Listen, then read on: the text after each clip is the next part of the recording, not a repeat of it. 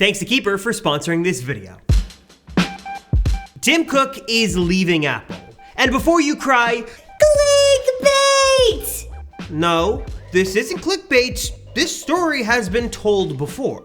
A couple of years ago, Tim said that he probably wouldn't still be CEO of Apple in the next decade. And Bloomberg suggests that when Tim Cook gets his big payday pretty soon, that may be a good time for him to step aside. There have also been some reports that he's been waiting for one more big project to be released under his leadership before he exits, which many believe is Vision Pro. So then comes the obvious question: who's going to replace Mr. Tim Cook and become Apple's next CEO? And then comes the second obvious question, which is, will Apple be better or worse under new management? The more digging I do into Apple's secret succession plan, the more it actually does sort of seem like the show. With twists and turns and people jockeying for position, I've put together a list of 5 potential names that could very well be Apple's next CEO. Apple is about to change in a major way, and I'll tell you right now, the name, sort of the top contender, is not who you think. So let's start with option number 1, someone a bit more out of left field that still could be a vital part of Apple's success moving forward,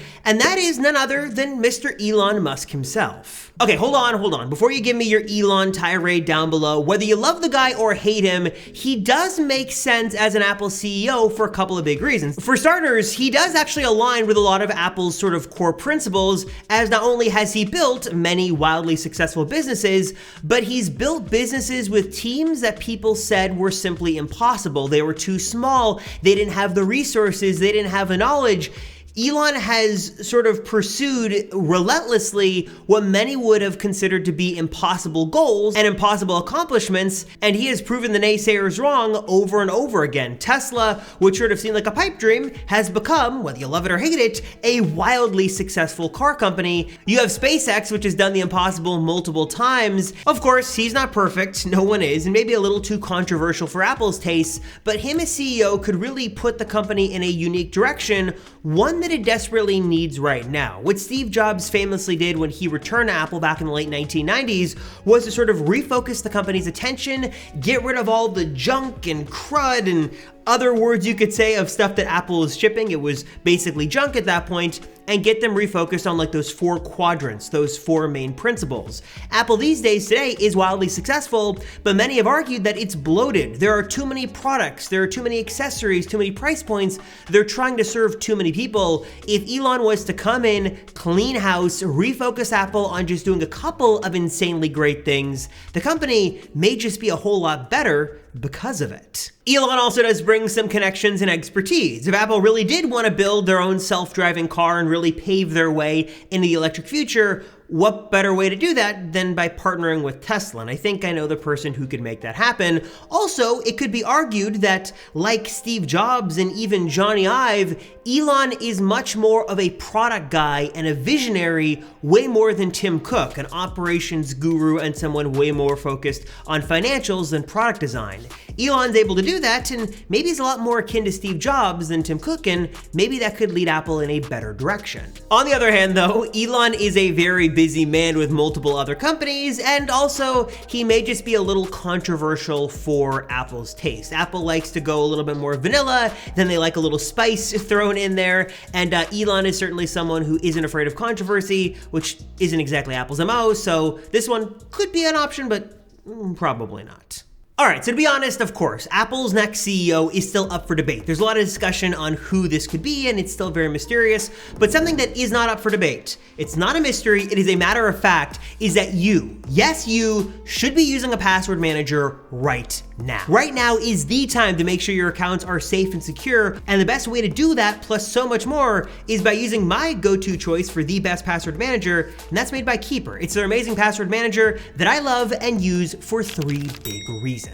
The first thing I love is that Keeper's password manager is available on all of my different devices, iOS, macOS, Windows, and I love a couple of things here as well. One is that obviously it's safe and secure in the Keeper Vault, but also it's accessible offline and online, so even if I don't have an internet connection, I can get my passwords if needed. And speaking of storing passwords, the second thing I love is that that really secure vault is great for not just storing passwords, but other sensitive info as well that you want to keep safe and secure, but also accessible. For me, it's things like my passport, a copy of my driver's license, credit card info, birth certificates, other secure notes and files. And reason number 3 that I love Keeper's Password Manager is that it simply is a master password manager in the best way possible. It's going to make long, random, and complex passwords that are going to keep your account safe and secure, and also they're going to be unique passwords for each individual service you use. So if there was a breach that was to happen, something out of your control, you don't have to worry about it, because not only could you just go in there and change that password, but that was a unique password that's not going to leave you vulnerable on any of your other online accounts. So if you want to learn more and check it out for yourself today, hit the link down below and use the code AppleCircle40 to get 40% off personal or family plans. Again, that code is AppleCircle40. Do not wait. Check it out today. Get started right now at the link right down below and use code AppleCircle40. This second option is a person who could totally rewrite Apple's story, really make the company come full circle, and that is making the next CEO none other than the second Steve of the 2 Steves that founded Apple. That'd be Steve Wozniak. And while Woz did leave Apple around 1985, he still is technically an Apple employee and collects a salary to this day, even if modern day Apple employees don't exactly know who he is. I mean, look, the man co-founded Apple and is a brilliant technologist. He understands the company and definitely should be considered for the top job. He knows what is in Apple's DNA, and it would really kind of be a cool full circle moment for the company. But maybe it's just me, and I don't mean to sound harsh, but I feel like Steve Wozniak lacks a bit of that Apple magic and sparkle that other company executives have. He just doesn't seem like the right fit for Apple's new leader, and he admits himself that if he had been the CEO and sort of remained sort of at Apple leading the charge, that Apple would have been a much kinder and much more happy place for employees to come to work for, but probably wouldn't have had the innovative breakthroughs of products like the iPhone if he was still in charge and Steve Jobs had never returned. Option number 3 is a little controversial, but certainly a crowd favorite, someone who definitely makes sense as Apple's next CEO, and that is none other than Mr. Jonathan Ive. I can't do a British accent, I can't even sound elegant, so you get what I'm saying. It's Johnny Ive. A crowd favorite, loved and adored by most Apple fans, Johnny Ive is responsible for some of Apple's most iconic and successful products of all time. Like Steve Jobs, he demanded perfection and values good design above all else. He wants full control, and he will stop at nothing for Apple to make the best products. And as many have argued these days that Apple is bloated and their designs are boring and they're just not innovating like they could or should be doing, Johnny Ive would certainly change that direction in a whole new way. He is someone who would relentlessly pursue amazing designs. He would definitely have some breakthroughs in cool categories, and have no doubt he'd produce some really amazing things. And again, he's in so much of Apple's DNA. Even though it's been years since he's officially worked there, he is still so sort of intertwined into the company's foundation that him leading the charge makes a whole lot of sense. And akin to Steve Jobs, he had that visionary guidance and way more of a product guy that would certainly lead to some great products and some really cool things. On the flip side though, one of Johnny Ive's biggest fatal flaws was that he was valuing form way more over function than he probably should be, leading many of Apple's products to look beautiful, but like the butterfly keyboard and removing ports and Apple sacrificing functionality for thinness and lightness, it's sort of we're making too many compromises that just could not be ignored. We're getting into the home stretch now, folks. The second to last option, one person that does make a lot of sense, and again, another huge crowd favorite that many would love to see in the top spot, is Mr. Craig Federighi, Air Force One himself. Craig is currently the Senior Vice President of Software Engineering and mostly stayed out of the limelight for many years at Apple, but then he started making appearances at Apple's keynotes, and his famous cameos in those virtual Apple events made him an instant hit among fans, and now he's sort of seen as this Apple veteran who's fun, charming, funny, playful, and someone who really has the chops to back up his fame. He's an Apple veteran who's led many of the major developments with Apple's software strategy over the years. iOS, macOS, iPadOS,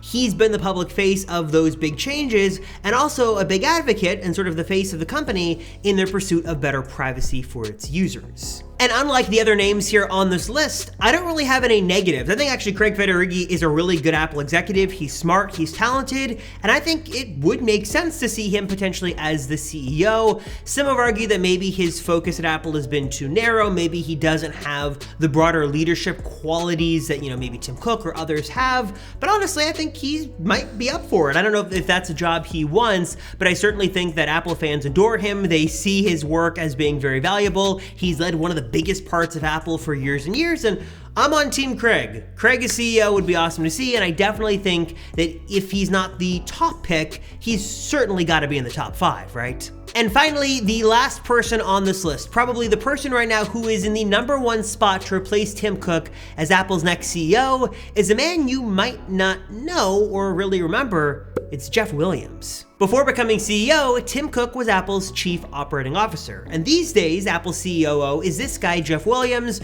who is a lot more instrumental behind the scenes, but has gotten a pretty big public reputation these days as sort of being the leader of the Apple Watch group. He seemed to have had his hand in many of Apple's major businesses over the years. He even sort of led Apple's design team for a bit there, and definitely on paper seems to make the most sense. He's the operations guy. He's like Tim Cook. He's a operations and logistics guru. He understands the numbers, he understands the business. Many have said that on paper, in Apple's internal secret succession plan, he makes the most sense to be the next top guy, though not as charismatic or exciting as Johnny Ive or Craig Federighi.